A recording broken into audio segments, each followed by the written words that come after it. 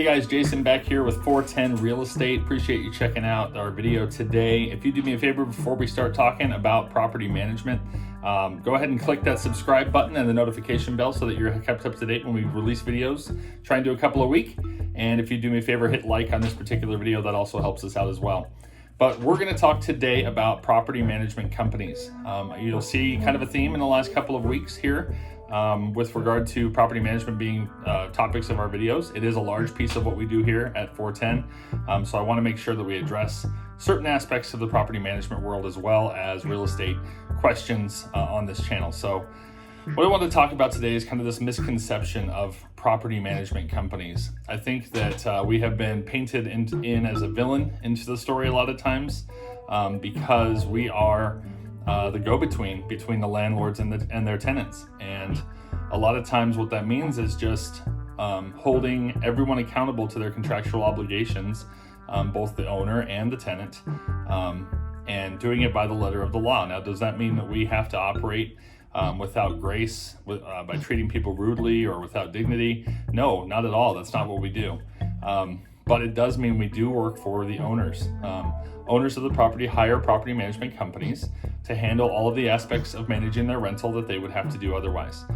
Things like marketing and finding a tenant, placing that tenant into the property and doing a move-in inspection, collecting rent, handling maintenance requests, paying city sales taxes to the governments on behalf of the owners, registering the property with the county, preparing financial statements so that the owners can have a nice, easy document to work with when it comes to tax time. So there's a lot of advantages of having a property management company, but our onus is to the owner. The fiduciary responsibility basically means that I have to put the landlord's interests above even my own when it comes to conducting business. So what does that mean, and why does that kind of get skewed a little bit in today's world? I would say that the main thing that we hear a lot is that the property management companies are being either greedy or they're they're just trying to make more money by raising our rent and things like that. The main message I would like to get out there is, and to be transparent, yes, we make a percentage of the rental income as our fee to manage the property, as do every other property management company. What that doesn't mean is I'm going to raise your rent in order to make an extra $20 a month on my paycheck. We report to the owners at lease renewals what the market rent should be for their property, what the rental market in their area is like as far as how fast it could rent. And then we do always suggest to our clients that if you have a good quality tenant that pays their rent, that takes care of the property, that's relatively quiet when it comes to problems or drama or things like that, that it makes sense not to necessarily move all the way up to market rent on a renewal and to instead give a modest increase. When the market is moving up, rents are going to go up. That's just how it is. These owners have these properties because they are investments. Part of what they're doing, not just to appreciate long-term, but is to provide cash flow on a monthly basis. But we do recommend to our clients to understand the value of a quality tenant. So the owner ultimately gets the final decision and gives us directives on what they would like us to do and what they'd like us to offer in terms of a renewal. So when you get an email from our company saying, hey, here's your next 12-month renewal option, and yes, the rent has gone up $100 a month or whatever that number is, that is because of directives from the owner that we are following through on. It's not a decision that I make as a property manager in order to pad my paycheck or anything like that. It's not because I'm trying to be harsh or rude to any of our tenants.